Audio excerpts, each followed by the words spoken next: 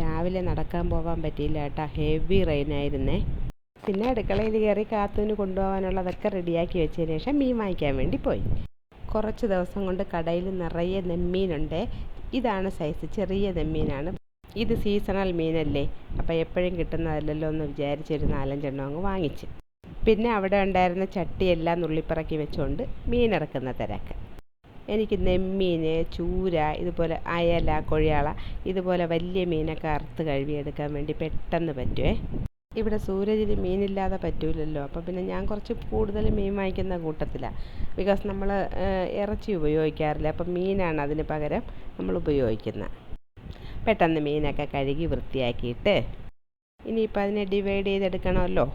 1-2 പാത്രങ്ങളിലാക്കി കുറച്ചെടുത്ത് ഫ്രിഡ്ജിൽ വെച്ചേ. പിന്നെ ഇന്ന് കുറച്ചെടുത്ത് പൊരിക്കാനും.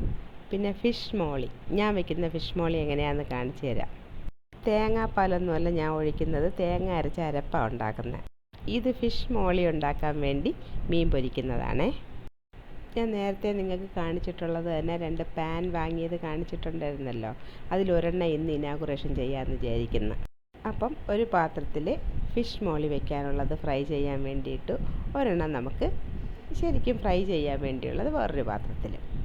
2 പാത്രങ്ങളിലായിട്ട് മീൻ ഫ്രൈ ചെയ്യാനായിട്ട് 2 മീനും കോരിക്കഴിഞ്ഞതിന് ശേഷം അതിൻ്റെ എണ്ണ ഉപയോഗിച്ച് എനിക്ക് ഉള്ളി വഴറ്റാമല്ലോ. എങ്ങനെയുണ്ട് എൻ്റെ ബുദ്ധി? ഈ ഉള്ളി ഈ പാത്രത്തിലിട്ട് വഴറ്റിയതിന് ശേഷം ഒന്ന് വഴറ്റി വന്നതിന് ശേഷം എടുത്ത് ശരിക്കും ഞാൻ മീൻ വയ്ക്കാൻ ഉപയോഗിക്കണ ഒരു സ്റ്റീൽ പാത്രം അതിലോട്ട് തട്ടി ബാക്കി കൂടെ അതിൽ തന്നെ ഇട്ട് വഴറ്റാമെന്ന് വിചാരിച്ചു. കാരണം അരപ്പൊക്കെ ഒഴിക്കാൻ വേണ്ടി സ്പേസ് വേണമല്ലോ, അപ്പോൾ കുറച്ചും കൂടെ വലിയ പാത്രം എടുത്തതാണേ. ഉള്ളിയൊക്കെ നന്നായിട്ട് വഴറ്റിയതിന് ശേഷം പച്ചമുളക്, കരിവേപ്പില, ടൊമാറ്റോ, പിന്നെ ഒരു കഷ്ണം കുടംപുളി എല്ലാം ഇട്ട് അരപ്പും ഉപ്പും ചേർത്ത് നന്നായിട്ടൊന്ന് തിളച്ച് വന്നതിന് ശേഷം നമ്മൾ പൊരിച്ച് വെച്ചിരിക്കുന്ന മീനെടുത്ത് അതിനകത്തോട്ട് തട്ടി, പിന്നെ വലുതായിട്ടൊന്നും ചെയ്യണ്ട, ഒന്ന് നന്നായിട്ട് വെട്ടി തിളച്ചതിന് ശേഷം അങ്ങ് തീ ഓഫ് ചെയ്യുക. നല്ല അടിപൊളി ഫിഷ് മോളി റെഡി. ഇതാണ് ഞാൻ ഉണ്ടാക്കുന്ന ഫിഷ് മോളി കേട്ടോ. നല്ല അടിപൊളി ടേസ്റ്റാണ്. ഫുഡ് കഴിക്കുന്നതൊന്നും വീഡിയോ എടുക്കാൻ പറ്റിയില്ല, മീനാക്ഷിയുടെ ഫ്രണ്ട്സ് എല്ലാവരും ഉണ്ടായിരുന്നു, പിന്നെ അതിലങ്ങ് ആയിപ്പോയി. വൈകുന്നേരം ആയപ്പം പതിവ് പോലെ ഞാനും ചേട്ടനും കൂടെ എന്തെങ്കിലും സാധനമൊക്കെ വാങ്ങിക്കാൻ വേണ്ടി പുറത്തോട്ട് പോയി. 4-5 ദിവസമായിട്ട് ഇവിടെ വളരെ ഫ്രീസിങ് ആയിട്ടുള്ള ഒരവസ്ഥയിലായിരുന്നേ.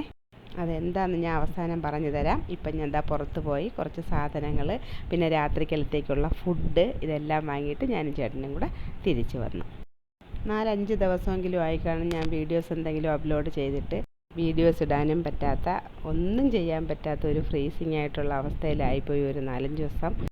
പുറത്ത് പോയി സാധനങ്ങളൊക്കെ വാങ്ങിക്കൊണ്ടുവന്ന ഗമയാണ് ഈ കാണുന്നത്.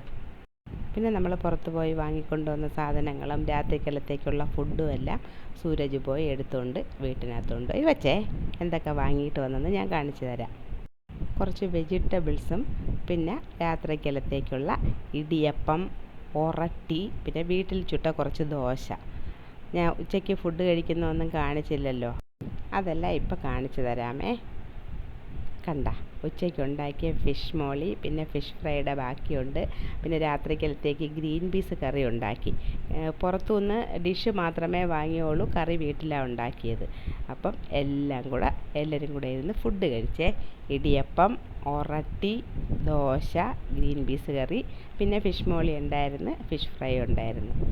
നല്ല അടിപൊളി ഫുഡ് കഴിച്ച് രാത്രി. നമുക്കിവിടെ ഒരു പ്രത്യേകതയുണ്ട്. ഇവിടെ ആരും ഡൈനിങ് ടേബിളിലിരുന്ന് ഫുഡ് കഴിക്കാറില്ല. എല്ലാവരും ഹാളിൽ വന്നിട്ട് ഒരു കുഞ്ഞ് ടീപ്പോയിലിരുന്നാണ് എല്ലാവരും കൂടെ വളഞ്ഞിരുന്ന് കഴിക്കുന്നത്. ആരെങ്കിലും സ്പെഷ്യലായിട്ടുണ്ടെങ്കിൽ മാത്രമേ ഡൈനിങ് ടേബിൾ ഉപയോഗിക്കാറുള്ളൂ. എൻ്റെ കൊച്ചിനൊരു ബൈക്ക് ആക്സിഡൻ്റ് ഉണ്ടായി. അവൾ ഒരു ദിവസം ICUവിലും 2-3 ദിവസം ഹോസ്പിറ്റലിലുമായിട്ട് ചികിത്സയിലായിരുന്നു. അപ്പോൾ അതാണ് ഞാൻ നേരത്തെ പറഞ്ഞ വിഷമം.